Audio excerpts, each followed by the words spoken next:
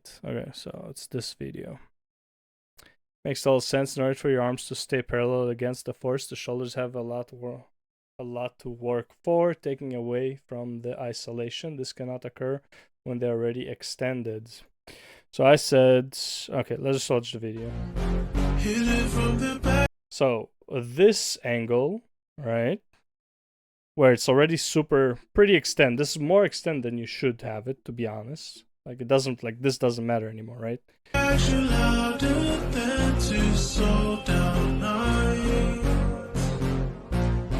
think she fell in love. She said she trusts me with the line. Then he puts it up. And now the extension here is slightly more, but it's almost the same. He's just leaning forward more.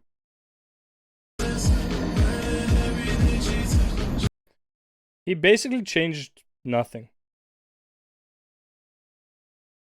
Like, that's...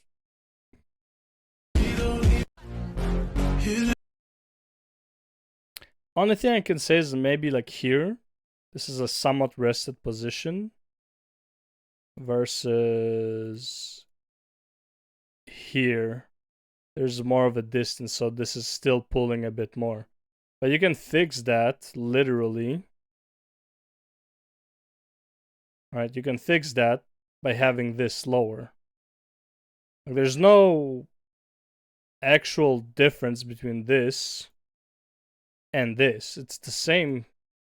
It's literally the same shit.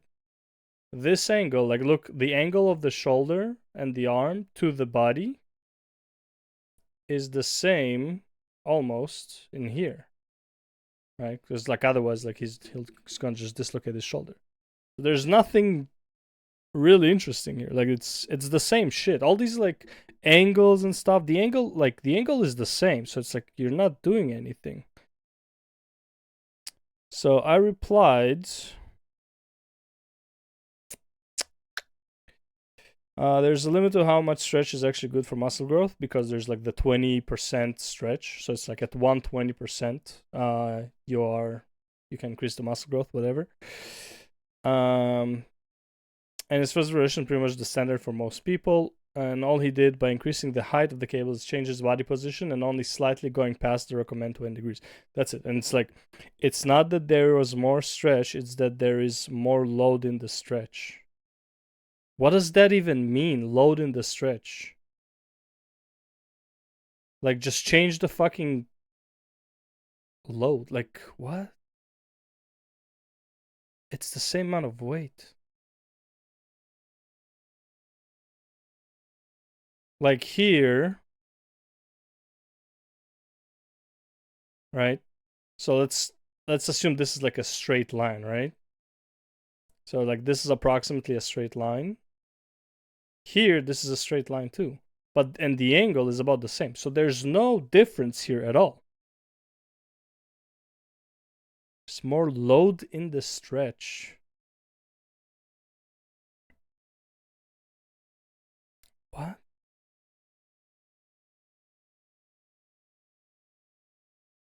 It's the same shit. Now, I like this guy overall. He has like decent videos, but like this is one of those like try hard videos where it's like, bro, like you're just trying to make content because you're bored at this point. Like, some people are just trying to reinvent the fucking wheel or some shit like that, and like, this doesn't matter. Even if this did provide more muscle growth, it's like probably less than 1%.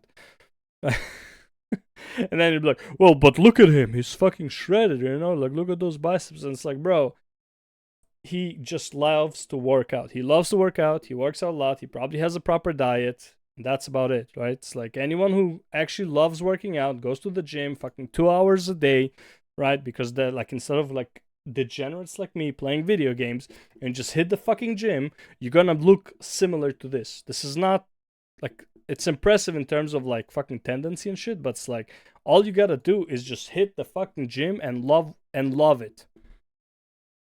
This is just stupid. That comment is just stupid. Anyways, yeah, there's like nothing here, right? And a lot of his videos, right, which is like, let's see, I'm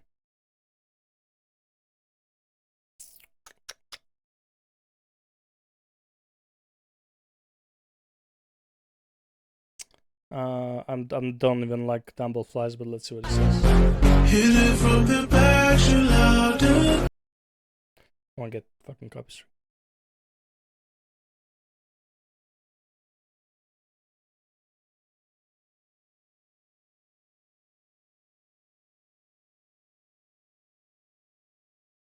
So yes, but this is too much of a bend.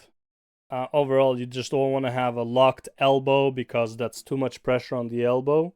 And this area, when it's like straight, is a lot weaker than your shoulder. Shoulders has a lot more mobility. So yeah, you don't want to just like have, a fucking locked elbow. You don't want to have like a locked elbow, right? Because the pressure here is just gonna fuck up your elbow. So you bend it a bit and then you can move it more, right? So this is a good advice, Incline dumbbell bench press don't feel right.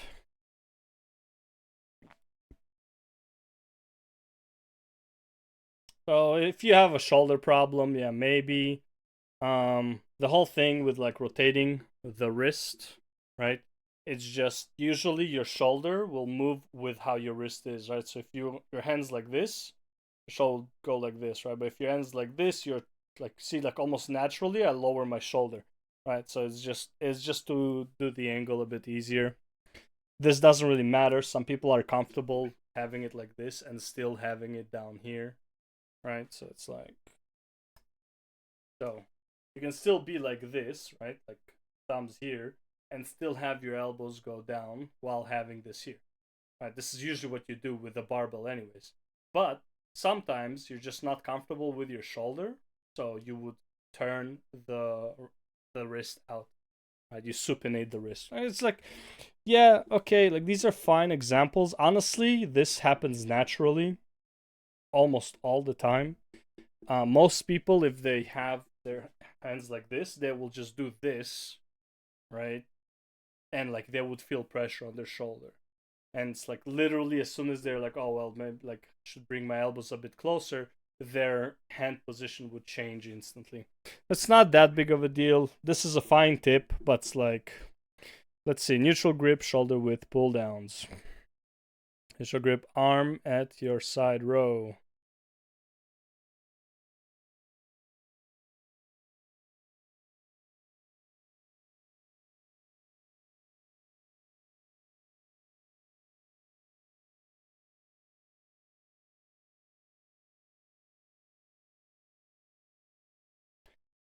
Avoid doing these two back exercises on the same day. Honestly, why? Absolutely no reason. It's, you can have like a row day and a lat day. Like, you can have a day, like it depends how many times you work out. If you do like, let's say you have 2 back days a week, you can do one day that is rows, right? Rows and like upright rows and all that shit. And then another day is like side movement, like lateral pull downs and shit like that. So it's like, I don't know, like, why? This makes no sense. Also, like, this exercise has a lot more range of motion than this one.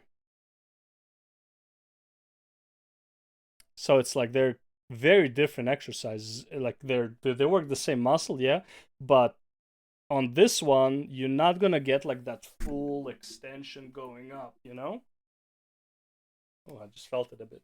This one's just like you're stuck here, right? So it's like you're not getting all of this as well.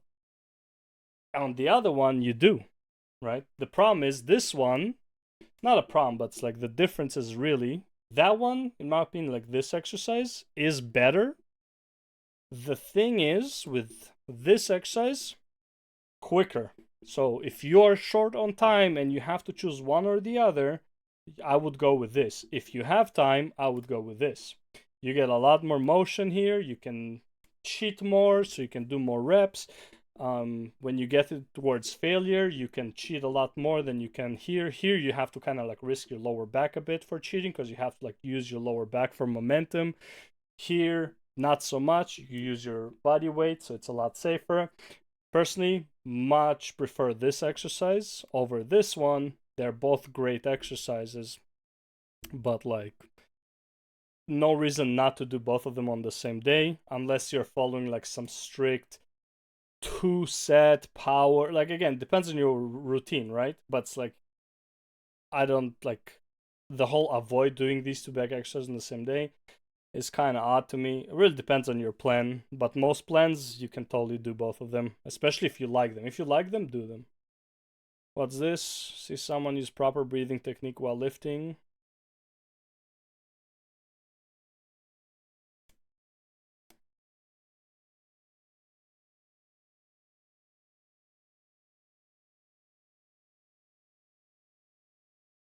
So yeah, essentially on the way down, I don't know what he's saying, but like on the way down.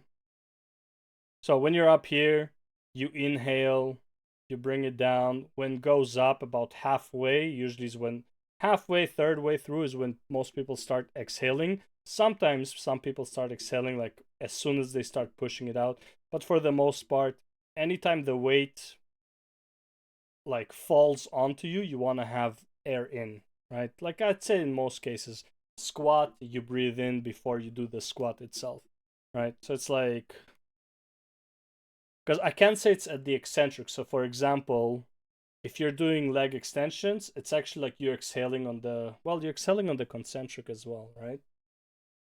Are you always inhaling on the eccentric?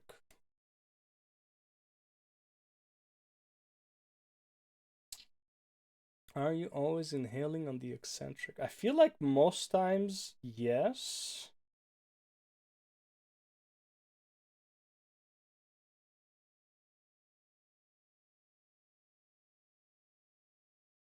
Sorry, inhaling on the eccentric, exhaling on the concentric. Yeah, I feel that that would be the case in most cases, yeah. On the eccentric or basically on the length, like when the muscle is stretched out or lengthed out, you take a breath in. When you're going on the concentric, when you're squeezing the muscle, like when you're doing the motion, you usually exhale.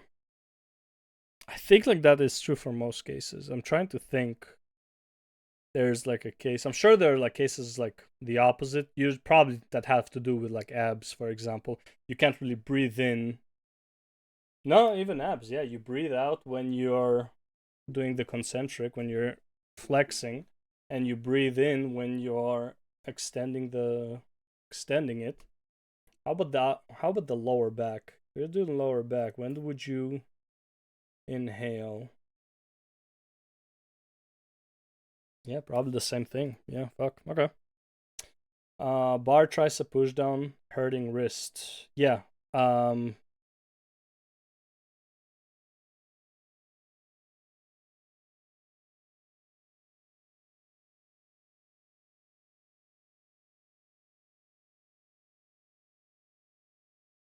that would not fix the wrist. Like I get what he's saying, but all you can do is just change your body angle. If your wrist hurts from this, usually it's the bar. Your wrist or more likely your shoulder is not good at rotating yourself back, which then doesn't let you play around with your wrist as much. So if your shoulders are forward, right, like can't see, but your shoulders are forward, it is very uncomfortable to move around the wrist. Whereas like, well, I won't say very comfortable, but it's like it's more limited, right? Because it's like you just don't have as much rotation at the elbow. When you're back here, you can easily go back to, like a full supination. When you're here, this is not very easy, right? You already feel like a bit of a strain here, right? So the only thing is like when you're doing these guys, you just gotta find the right cable for you. Most times, the closer you are to like a hammer grip where you're pushing straight down is easier on the wrist where you're pushing it like this with like your hands, pronated. then this starts working. And if your muscle's not very strong, it can hurt the wrist, right? And then the middle angle is kind of like, because it's like, it does kind of like both. So it really depends on the person. Most people, you just change the equipment and it's fine. It does change how you hit the heads, but I mean, you're still gonna hit all of your triceps and you're not gonna fuck up your wrist. So, see someone train lower abs like this.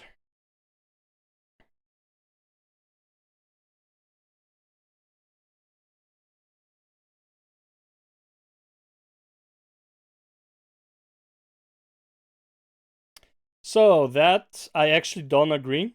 This is good if you have the ab strength. However, for most people, a lot of people, if they don't touch the floor, the stop, like what stops them in midair, actually all that pressure goes to their back if their abs are not strong enough. What I would advise, if that is the case, don't go as low. Like, don't stop here, stop higher, right?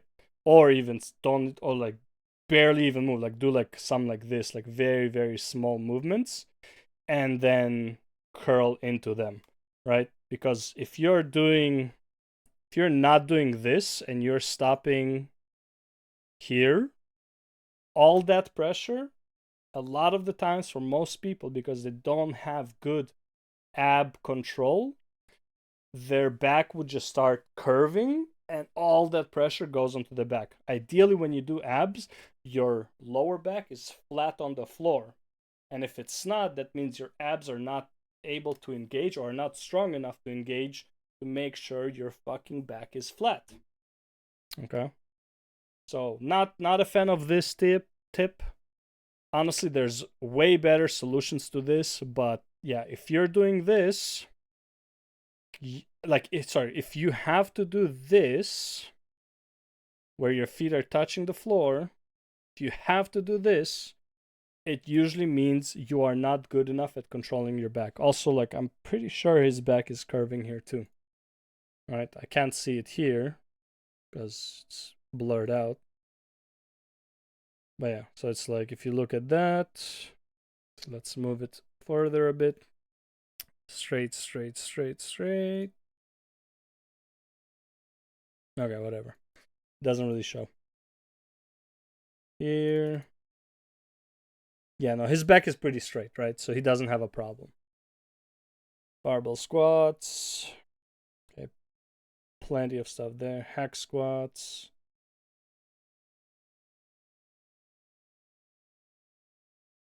Both are different. I overall prefer squats. Hack squats, I would say, are easier for the rest of your body. In my opinion, if you can do barbell squats, like you don't have some disability, always do the barbell squats. Honestly, even more so from like not even just because of legs, but because of this.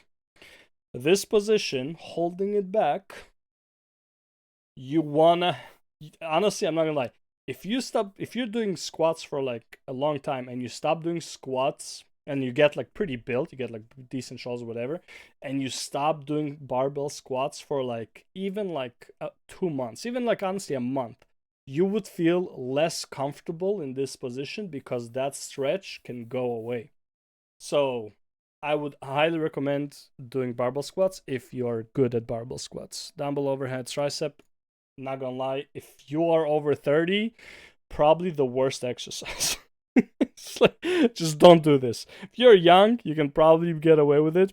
The amount of pressure on the elbows here and the lack of movement, like the lack of range of motion here, dude, I am so not a fan of this exercise. I've never been a fan of it. Most people don't even have the shoulder flexibility to keep their elbows here, so every time they go down, it's like it ends up like this rather than like, here. It's like it's just a I wouldn't say it's a terrible exercise, but if I had to rank tricep exercise that are like good to do, this would be like D tier.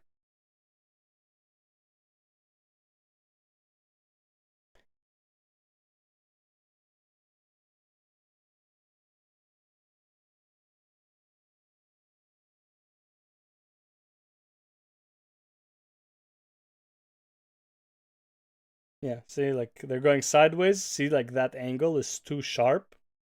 So what he did was he brings the elbows a bit more in. Even this is not enough for most people. This angle is still very fucking sharp. There is so much fucking tension on like this joint right here. This, by the way, like what hurts is not your elbow. What hurts is like the tendon. Like this tendon right here is being fucking massacred because this is such a sharp angle. And again, you need to have a very good shoulder flexibility for this exercise. And honestly, I would still rather do this laying down, like a French kiss or like whatever.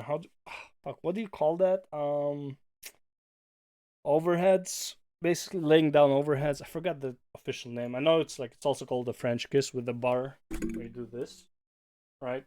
But you can go behind your head a bit. I would much rather people do that. It is a lot easier on the elbow than the standing one.